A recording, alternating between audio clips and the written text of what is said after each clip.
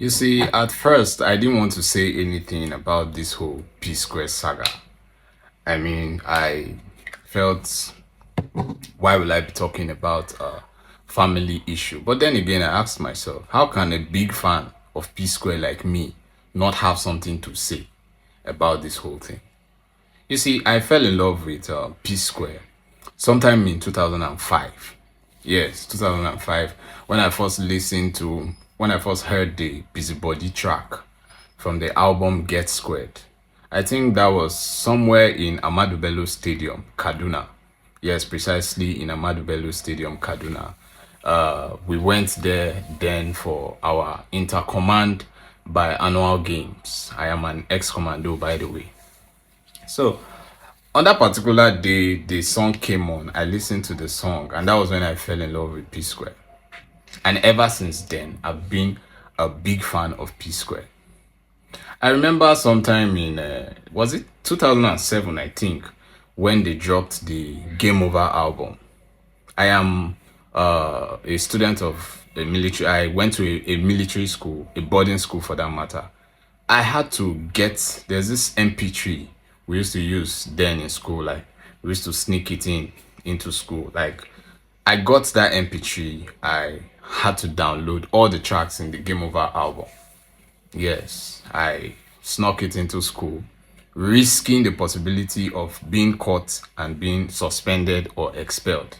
But I didn't care because of the love I had for that album. I had to look for a way to keep listening to it. Every day after lights out, I'll bring out my MP3, like secretly bring it out, put on my earpiece and begin to play the songs from the Game Over album.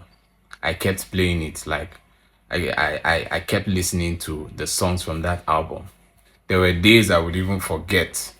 Instead of bringing out my earpiece and hiding my MP3, I would sleep and forget about it. Like, I'll forget it, risking being caught. But I didn't really care. You see, I enjoyed the songs in that album, from Game Over to Do Me to More Than a Friend to Ifunaya to Roll It to Why Be Say. Like, I knew how to sing most of the songs. I listened to those songs. I enjoyed listening to them to the point that I knew how to sing most of the songs in that album. Until today, that Game Over album is my best album from all P Square's albums. You understand? It's still my best album. Now, why am I saying all this? Seeing Peter and Rude Boy now coming out, like now having issues and even coming out to make videos talking about this and that, it really breaks my heart. I won't even lie, like I feel so pained. I feel so pained. It makes me, like, I don't know, for some reason, there's this like, I just feel so pained about the whole thing because these are people I love. I am a big fan. When I tell you I am a fan, I am a big fan of P Square. I'm a big fan of P Square. Seriously. Yes, I don't care who sings better. The way I keep hearing some people say, and this one's, it's not, we did not just fall in love with the songs. We fell in love with the performance. We fell in love with the energy. We fell in love with the swag. I remember back then, Star Trek, there are some artists that if you don't see amongst the list of artists, I am not going. If I don't see some artists among the list of artists coming for the Star Trek, I am not going because I don't even like standing for so long in the name of attending a concert. But for some artists, I was ready and willing to sacrifice my legs to stand all through the night. And P Square happens to be one of them. You understand? So seeing them have this back and forth today is really, really crazy. It's really, really crazy. Like, it's really crazy. And honestly speaking, I think they still had more years to give us a show. They still had more in them. Like, the whole thing got cut short when they were about to get started. That is what I think. They still had more years to give us a show. I still listen to Mr. P songs. I still listen to Rude Boy songs, but I don't get the vibe I got from P Square. I don't get the vibe I got from P Square. I know it can never, P Square, there might never be a P Square again. You understand? I've already come to terms with that. But seeing them come out, having this back and forth, it's really, really breaks my heart. It breaks my heart. I won't even lie. And honestly, like I said, I am not in support of Mr. P or Rude Boy. I am not in support of anybody because, like, I am not in support of anybody. I don't care what. Anyway, I know it is a big issue. It is a family issue. But as a fan, I don't care what happened. You understand? That got them to this point. But I am just heartbroken that I would never get the P Square.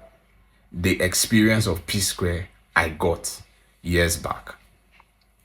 That I would never get that experience. I don't care who has the fault, whatever it is. Peter and Paul will still be P Square to me. I am still a fan of P Square. I love Peter, I love Paul, but I am a fan of P Square, and I'll continue to be a fan of P Square. I'll continue to be a fan of P Square. Even till today, I still enjoy their listening to their albums. Thank you guys for actually giving us such timeless albums.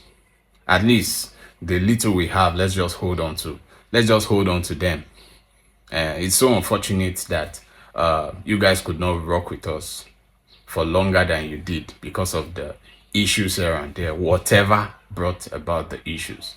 You understand? But honestly, I still believe P Square still had a lot for us. You guys would have still given us a very good show if not for the issues that came up. If not for the issues that came up. I am a big fan of P Square. I love Peter, I love Paul, but I am a fan of P Square. I'm a fan of P Square.